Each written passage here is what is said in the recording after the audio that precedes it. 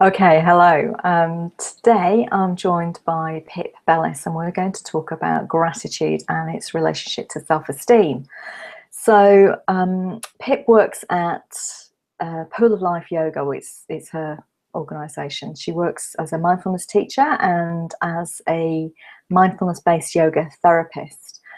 And for those who don't know me, I work with professionals who are feeling the pressure of their roles, and I help them feel that self-care is worthwhile and they'll be able to live more heartfully. So I'm grateful for the work I do, and I just wondered if Pip might be able to say a bit about what you're grateful for working at Pool of Life, or your work with Pool of Life. Yeah, hi Jo. There's so much to be grateful for. Starting with the fact that there are all these teachings there that I've come across through my many years of teaching yoga and more recently mindfulness, and all the wonderful teachers that I've come across as well, who've imparted their knowledge and their enthusiasm and their own appreciation and gratitude for the teachings and for how things like yoga and mindfulness can help everyone live happier, healthier, more balanced lives. Yeah. Brilliant. And that's essentially what we're both trying to help ourselves and others do. And it's that sense of what I'm really grateful for from Pip is that she's always demonstrates honesty and openness. And she's really determined to get to the heart of problems that come up, any kind of difficulties or difficult, thorny, big questions. And I don't know if that's to do with her training as a journalist. I guess that can't harm the whole situation. But it's one of the reasons I've asked her to talk today about self-esteem, because I think in our culture we are bombarded with messages all the time around you're not good enough, you're not enough, you're falling short of perfection, although perfection never really gets defined. And then this almost inevitably induces low self-esteem in us. So I wondered, Pip, if you might be able to say a bit about how the practice of gratitude has helped you with your own self-esteem, as we all find our own ways of dealing with that, and also the self-esteem of your clients. Yeah, I mean, it's a very big question, that one, Jo, a big subject area. And for me, but very personal journey of starting even before self-esteem, starting with something much more fundamental than that, which is self-compassion, something that, you know, for a long time I've lacked and have thankfully found through practices of mindfulness and all the wonderful people I've come across who've showed me the way. I think, you know, personally, I grew up quite a shy, quiet child, and from very early on sort of thought to myself, well, that's wrong, you know, and so the sort of inner critic and the judge started out pretty early in life. And so although I know we can be sort of fed things through the media that tell us we're not enough, and there are lots of other, you know, different people have different ways of sort of taking that belief on board. It's very hard once you have that belief to challenge it, because you don't realize that that voice is there a lot of the time. And this is where mindfulness comes in, building that awareness so that we can catch ourselves when that inner critic comes up. Like, for instance, this morning, you know, I could sense my inner critic saying, oh, what if it all goes wrong? What if I say the wrong things? What if I don't look right? And because of my practice, fortunately, I was able to offer myself a little bit of compassion around that. And okay, it's only normal, it's natural to be nervous, and be very grateful for the opportunity to share with you and to have all the technology to do that. So kind of changing the mindset around that. But yes, I think that, so for me, it's a bit of a roundabout way of saying it, it was first of all finding ways of befriending myself, recognizing that I'm not alone in this, that we all at some time or other, you know, do ourselves down, treat ourselves harshly. And so that in itself helps to widen the perspective. And then once I started to work on self-compassion, and self-esteem started to more naturally arise from that, and finding that alongside that, my ability to appreciate myself, the world, life, to have gratitude for things naturally grew as well. So there wasn't kind of was a big, it all sort of happens together. But I think for me, at least, the catalyst was tapping into that, to having a more friendly attitude to myself, a kinder attitude to myself. Fantastic. I mean, that's a really good overview of the way of your kind of journey, and a journey that we probably all either are on somewhere or would like to be on somewhere. I wonder if you could say about a little bit about how you practice gratitude now for yourself. Well, I've got really good at it. I have this little thing attached to my computer that one of my colleagues in CMI once posted. The secret to happiness is gratitude. And I used to look at that and think, right, I've got to work really hard at this, and there must be some key, if I read that book and that book, then I'll get really good at it. And then I realized that it actually was beginning to naturally arise in me when I was more self-accepting, kinder to myself. It made me more open to appreciate what is out there. It sort of widens the view. So for me, gratitude and appreciation, which kind of go alongside each other, are very simple things like, at the moment, looking out of the window, appreciating that blue sky, a few white clouds, the ability to connect with you, going out into nature. So many opportunities in, a 5-minute walk around the block. Even if you live in a city, you don't have to live anywhere beautiful in the countryside to appreciate things. So for me, it's the small things. Being with my daughter, listen. This morning I drove her to a music group and with some friends, and just listening to the random conversation, joining in with the random conversation and appreciating all this childhood humour and bonkersness. We were talking about rocks and then Harry Potter and potions and banana and ketchup sandwiches, and that, really taking that in, savouring those moments. So just the little, really everyday things for me is what makes a difference. But actually, to say to people, so for anybody else who is struggling, because to say that, it does take practice. I think, some people are more naturally able to generate it, I think, than others.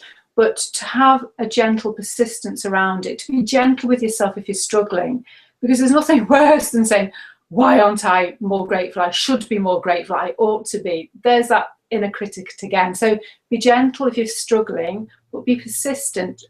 Practice little ways first. So it may be that you start off by soothing the body. When we've got that inner critic attacking ourselves and esteem begins to plummet, the body's defense mechanisms kick in. So we might contract, we feel very closed in. So anything we can do to soothe the body. So it might be something like placing the hands over the heart, connecting with the breath, appreciating that this breath is always here for us. It's always being with us. It's keeping us alive. Little things like that. The ability to use the hands to place on the body, to be aware of the feet carrying us around all day. So connecting with little things, keep it small, and then also maybe be around other people who are very appreciative, very grateful. Find little ways of connecting with that, and then applying it to yourself as well, to begin to find things about yourself that you can appreciate, whether it's starting with the body, the very physical, and then some of your attributes that, and often the inner critic again will come in, yes, but you need to do this before you can be really grateful for that. So it's kind of, and I can only again talk personally, it can be quite a slow process. So to have patience and kindness towards yourself in that slowness of the journey, if that's the way it is. And for other people, it may be a sudden realization, but it's this realization that, for me, when I looking at, do I want to live my life focusing on gratitude, appreciation, or do I want to focus on what's wrong and the negative and how I need to improve, and how, what's wrong with me or what's wrong with the world. And I know that when I can do the first of those, open to appreciation and gratitude, everything around me improves, both the way I feel physically, mentally, but also my relationships with other people. I think that's amazing, Pip.